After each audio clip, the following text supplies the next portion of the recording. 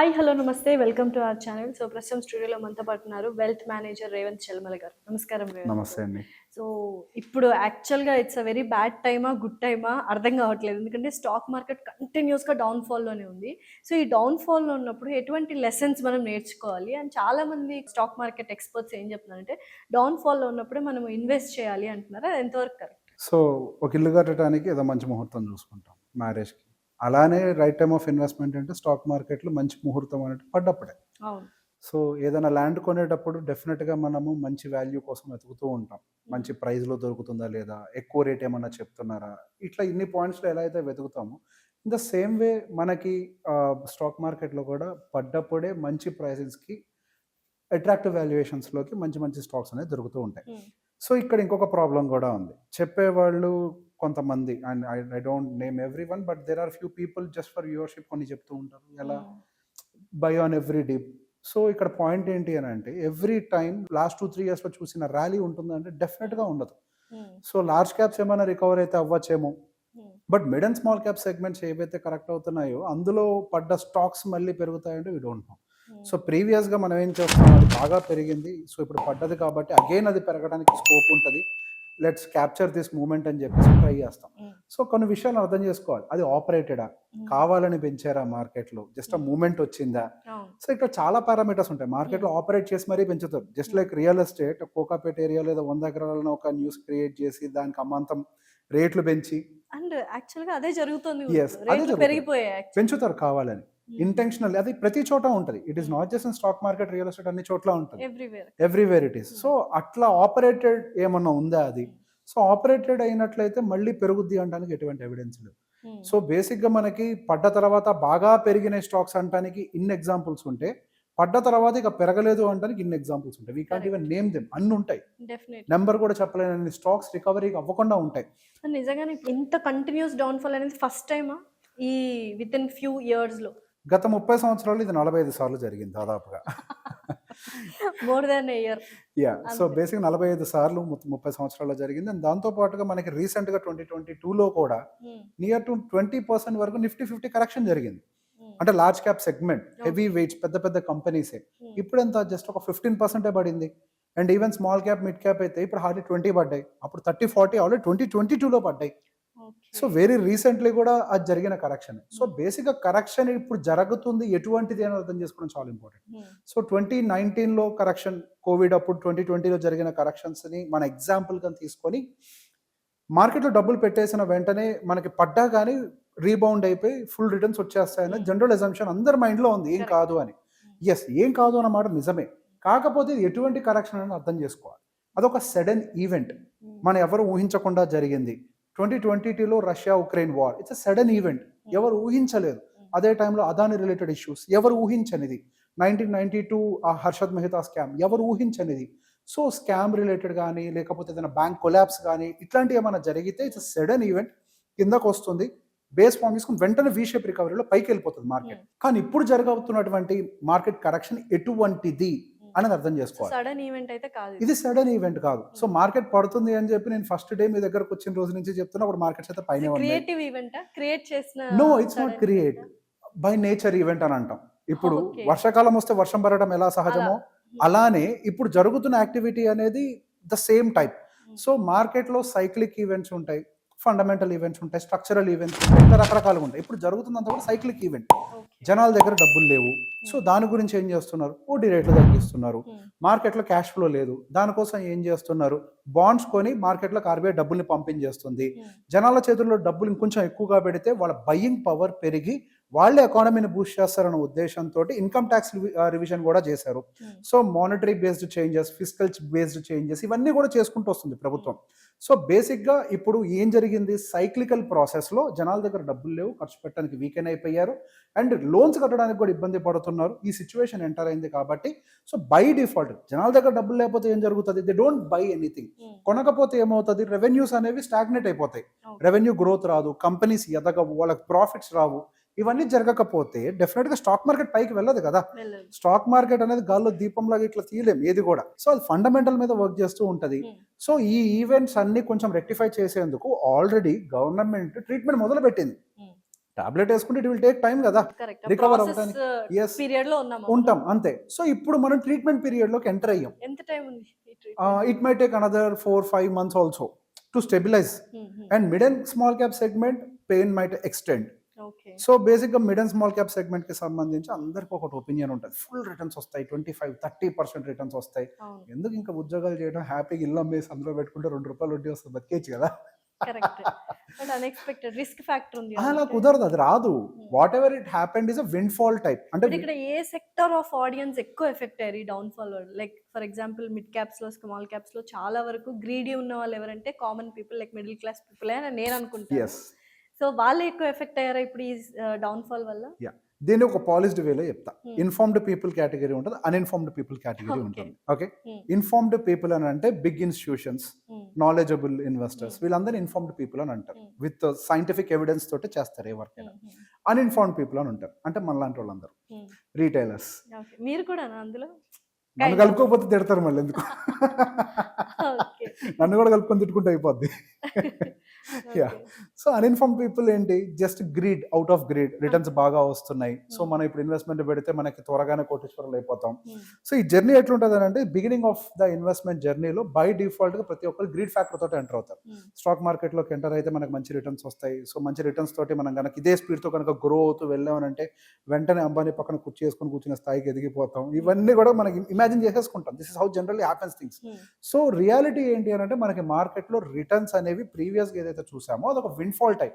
అంటే ఎప్పుడు ఒక్కసారి జీవితంలో జరిగేటువంటి ఒక ఈవెంట్, ఎప్పుడు పడితే అప్పుడు జరగదు. ఐ బిలీవ్ ఇది 20 years బ్యాక్ ఒకసారి వచ్చింది అటువంటి ఒక రిటర్న్, మళ్ళీ ఇప్పుడు వచ్చింది. సో ఆ రిటర్న్స్ అనేవి ఎప్పుడు వచ్చేవి కాదు. So majority of the time మనకి ఈ mid and small cap segment అనేది మనకి లార్జ్ క్యాప్ అండర్ పర్ఫార్మ్ చేసిన సందర్భాలు కూడా ఉన్నాయి. ఇప్పుడు మీరు అడిగారు ఎవరు ఎఫెక్ట్ అయ్యారు అని. డెఫినెట్గా ఇప్పుడు ఎఫెక్ట్ అయింది ఏంటంటే ప్రతి ఒక్క రీటైలర్. సో డేటా ఏం చెప్తుంది, లార్జ్ క్యాప్ ఇన్వెస్ట్మెంట్స్ అనేవి చాలా తగ్గిపోయాయి. లార్జ్ క్యాప్లోకి అసలు ఇన్ఫ్లోస్ లేవు, మ్యూచువల్ ఫండ్స్లో కూడా. మెజారిటీ ఆఫ్ ద ఇన్ఫ్లోస్ అన్ని ఎక్కడికి వెళ్తున్నాయంటే mid cap segment, small cap segment. ఇవి కూడా కొంతవరకు ఓకే అనుకోవచ్చు. వీటిని దాటి డైరెక్ట్గా సెక్టర్ బెట్టింగ్లోకి వెళ్ళిపోయారు. ఐటీ బాగుంటుంది, ఫార్మాసిటికల్ బాగుంటుంది, ఎస్ అవి రిటర్న్స్ ఇస్తే మ్యాసివ్గా ఇస్తాయి. ఒక్కవేళ డిజాస్టర్ చేయడం మొదలు పెడితే మనకు చాలా టైం పడుతుంది. రావు అంటానికి ఏమి ఉండదు మార్కెట్లో, వస్తాయి. 5 years పడుతుందా, 6 years పడుతుందా, we don't know. So dead investment లాగా 5-6 years వదిలేయాలి దాన్ని ఇంకా. సో అటువంటి సందర్భాలు కూడా క్రియేట్ ఉంటాయి కాబట్టి, సో బేసిక్ ఇన్వెస్ట్మెంట్స్ పెట్టేటప్పుడు మనం informed person, uninformed person first మనం కేటగరైజ్ చేసుకోవాలి. నాలెడ్జ్తో చేస్తున్నామా, నాలెడ్జ్ లేకుండా వాళ్ళు వీళ్ళు చెప్పిందని బేస్ చేసుకొని చేస్తున్నామా. సో జస్ట్ చెప్పిందని బేస్ చేసుకొని చేస్తున్నామంటే వీఆర్ అంటే అన్ఇన్ఫార్మ్డ్ కేటగిరీ. సో బేసిక్ ఈ uninformed category last leg of the ర్యాలీలో ట్రాప్ అవుతారు. మార్కెట్ పెరిగేటప్పుడు కదా వాళ్ళు ఇన్వెస్ట్ చేసేది, ఇది బాగుందని, అప్పుడు ట్రాప్ అవుతారు.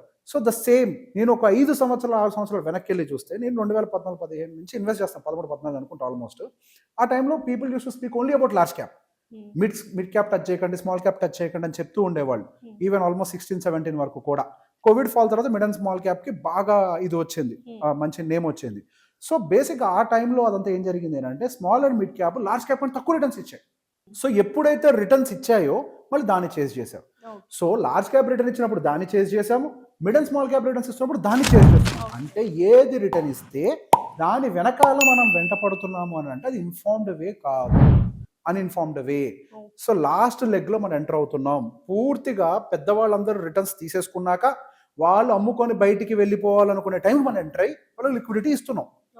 సో బేసిక్ ఇన్వెస్ట్మెంట్స్ పెట్టేటప్పుడు based on the economy, current situation ఏంటి. సో ఎకానమీ అని అంటే ఏంటి, మళ్ళీ మైక్రో ఒకటే కాదు, గ్లోబల్ ఎకానమీ. ట్రంప్ వస్తున్నాడు, వస్తే ఏం చేస్తాడు, అన్ని ప్రతి ఒక్కటి చూసుకోవాలి. ఈ సిచ్యువేషన్స్ అన్ని అబ్జర్వ్ చేసుకున్న తర్వాత వీ హ్యావ్ టు ఇన్వెస్ట్. రీసెంట్గా ఒక ట్రెండ్ స్టార్ట్ అయింది. When compare to Indian market, US markets are very good, invest in US markets అని చెప్పేసి బాగా స్టాక్స్ అంటారా. యా, సో డైవర్సిఫై చేసుకోండి, వేరే కంట్రీస్లో ఇన్వెస్ట్ చేయండి. US, that's the point, that good.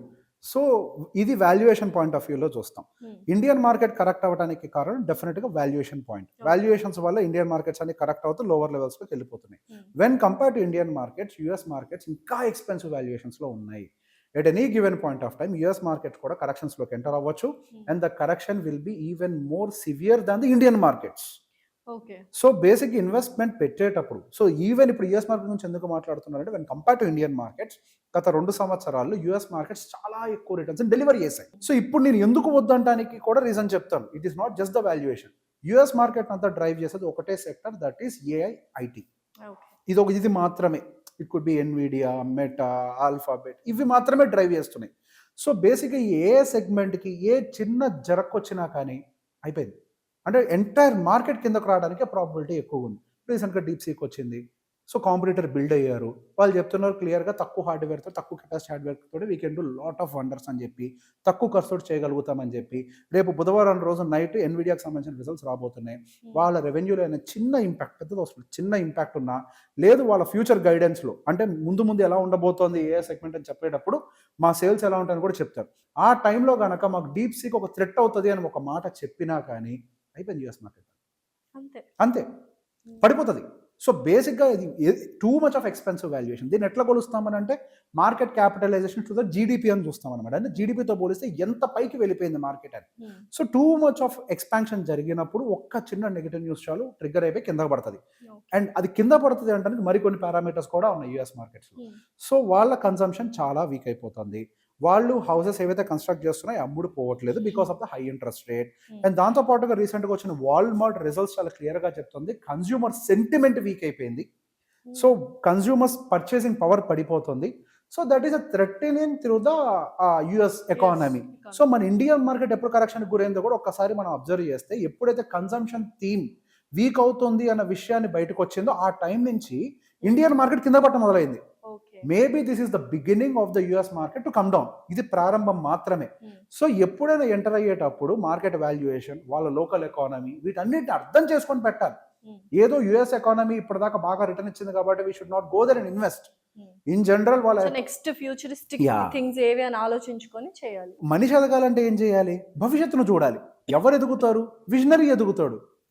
మన భవిష్యత్తులో ఏ ఎస్టిమేషన్ లేకుండా బ్లైండ్గా ఇన్వెస్ట్మెంట్ పెట్టుకుంటూ వెళ్తే లక్ తోటి, ఫ్యాక్టర్ తోటి లక్షలో ఒక్కడికి ఏమైనా ఆపర్చునిటీ దొరుకుతుందేమో, కానీ ఇన్ జనరల్ గా లక్ అందరికి ఫేవర్ చేస్తారు. ఇప్పుడు ఎందులో ఇన్వెస్ట్ చేయాలి? స్టాక్ మార్కెట్ లో చేయాలా వద్దా? 100%. yes, nice question. yes. So basic investments పెట్టడానికి స్టాక్ మార్కెట్ డెఫినెట్ గా మంచి ఆపర్చునిటీ. ఇప్పుడు ఎక్కడ పెట్టాలనేది ఇక్కడ correct point. So when compare to mid and small cap segment, large cap segment is fairly valued. అంటే డిస్కౌంట్ అయిపోయాయని చెప్పట్లేదు, వాల్యుయేషన్ జోన్లో ఉన్నాయి, అవి మంచి వాల్యూ జోన్లో ఉన్నాయి, ఇంకా డిస్కౌంట్ అయితే అవ్వలేదు. బట్ స్టిల్ ఈ టైంలో మనం లార్జ్ క్యాప్ సెగ్మెంట్లో ఇన్వెస్ట్మెంట్ పెట్టినా కానీ ఒకవేళ కిందకి పడ్డా వాటి వాల్యుయేషన్స్కి అవి రీచ్ అయిపోతాయి. మళ్ళీ ఎక్స్పెన్సివ్గా ఉంటే రీచ్ అవుతుందో లేదో చెప్పలేము, కానీ ఫేర్ జోన్లో ఉంటే రీచ్ అవ్వడానికి చాలా హై ప్రాబబిలిటీ ఉంది. అండ్ దాంతో పాటుగా ఇప్పుడు ఎఫ్ఐఎస్ అనేవాళ్ళు మార్కెట్ని అమ్ముకుంటూ పోతున్నారు. హ్యూజ్, దాదాపు కొన్ని 3 లక్షల కోట్ల రూపాయలు ఆల్రెడీ రీసెంట్గానే అమ్మేశారు. సో గోయింగ్ ఫర్దర్ రేపు వాళ్ళు రీఎంటర్ అవ్వాలి అని అనుకుంటే వాళ్ళు డెఫినెట్గా లార్జ్ క్యాప్ సెగ్మెంట్ మీద ఎక్కువ ఇంట్రెస్ట్ చూపిస్తారు. చిన్న చిన్న కంపెనీల కంటే కూడా పెద్ద కంపెనీస్ మీద ఎట్లాగో వాల్యుయేషన్స్ బాగున్నాయి కాబట్టి. సో ఇప్పుడు నుంచి ఏదైనా రికవరీ అంటూ మొదలవుతే ఫస్ట్ లార్జ్ క్యాప్ సెగ్మెంట్లోనే రికవరీ మొదలవుతుంది. ఆ లార్జ్ క్యాప్ సెగ్మెంట్లో ప్రైవేట్ బ్యాంకింగ్, ఎఫ్ఎంసీజీ, ఎన్బిఎఫ్సిస్ ఇట్లాంటి కంపెనీస్లో రికవరీ ఫస్ట్ రావడానికి చాలా ఎక్కువ ప్రాబబిలిటీ ఉంది. వీటిని డిఫెన్సివ్స్ అని అంటాం. అంటే మార్కెట్ అంతా పడుతున్న టైంలో కూడా ఇవి స్టేబుల్ అయ్యే ప్రయత్నం చేస్తాయి. మార్కెట్ రివర్స్ అయి పైకి వెళ్ళాలనుకున్న టైంలో ఫస్ట్ ఇవి మార్కెట్ని పైకి గుంజి తర్వాత అదర్ సెగ్మెంట్స్ వాటిని అందుకునే ప్రయత్నం చేస్తాయి. సో ఇవి ఎఫ్ఎంసీజీ అంటే మనం తినే తిండి, బట్టలు వేసుకున్నా లేకపోయినా తిండి అయితే తింటాం కదా. సో తిండి అనే ఒక సెగ్మెంట్ అయితే అవాయిడ్ చేయలేం కదా. సో అందులో ఇన్వెస్ట్మెంట్ పెట్టిన వాడు ఎందుకు మోసపోతాడు? ఇన్ ద సేమ్ వే మన ప్రపంచం ముందరకు వెళ్ళాలన్నా, దేశం ముందరకు వెళ్ళాలన్నా, మన ముందరకు వెళ్ళాలన్నా బ్యాంకింగ్ వ్యవస్థ కావాలి కదా. బ్యాంకింగ్ వ్యవస్థని బాగా బూస్ట్ చేయగలిగేది private segment, private banking segment. So ఆ సెగ్మెంట్ లేకుండా అసలు ఏదైనా ముందుకు వెళ్తుందా? వెళ్ళదు. సో డెఫినెట్గా అవి మంచి వాల్యుయేషన్స్లో ఉన్నాయి అవి. సో ఎకానమీని నెక్స్ట్ బూస్ట్ చేయడానికి మీరు ఒక బైక్ కొనాలన్నా, ఒక ఫోన్ కొనాలన్నా మీకు ఫస్ట్ సపోర్ట్ ఇచ్చేది ఏంటి? ఎన్బిఎఫ్సిస్. అంటే it could be Bajaj Finance, Bajaj Finserv, ఇట్లాంటి కంపెనీస్ అన్ని ఫస్ట్ వస్తాయి మనకి. సో ఎకానమీ రేపు బూస్ట్ అయ్యే టైంలో ఇప్పుడు ఇంత ఫస్ట్ మాట్లాడుకున్నాం ఏమని, జనాల చేతిలో డబ్బులు పెట్టే ప్రయత్నం చేస్తున్నారు. ఇన్కమ్ ట్యాక్స్ రిడక్షన్ ద్వారా, ఇంట్రెస్ట్ రేట్ కట్స్ చేయడం ద్వారా, బాండ్స్ కొనడం ద్వారా మార్కెట్కి డబ్బులు ఇస్తున్నారు జనాల చేతికి. వీళ్ళు ఫస్ట్ ఏం చేస్తారు?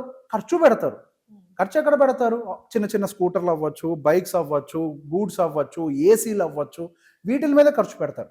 సో మనం దేని మీద పెట్టాలి అని అంటే ఇప్పుడు ఈ సెగ్మెంట్స్లో పెట్టుబడి పెట్టాలి. అంటే ఇన్వెస్ట్మెంట్ పెట్టేటప్పుడు ఒక బేసిక్ అనాలిసిస్, చిన్న మైండ్ తోటి మనం రోజు చూసే చిన్న చిన్న అంశాలతోటి, మనం రోజు వినే న్యూస్ తోటి అన్నిటిని డాట్స్ని కనెక్ట్ చేసుకుంటూ వస్తే ఎక్కడ పెట్టుబడి పెట్టాలో మనకి అర్థమైపోతుంది. ఓకే. అది చేయలేకపోతే మీ పోర్ట్ఫోలియోస్ని చూసుకోవడం కోసం ఆర్ఐఎస్ ఉన్నారు, రీసెర్చ్ అనలిస్టులు ఉన్నారు, ఎంఎఫ్డీలు ఉన్నారు, వీళ్ళందరూ ఆప్షన్స్ ఉన్నారు. If you don't know something, go to them, they will take care of your portfolio.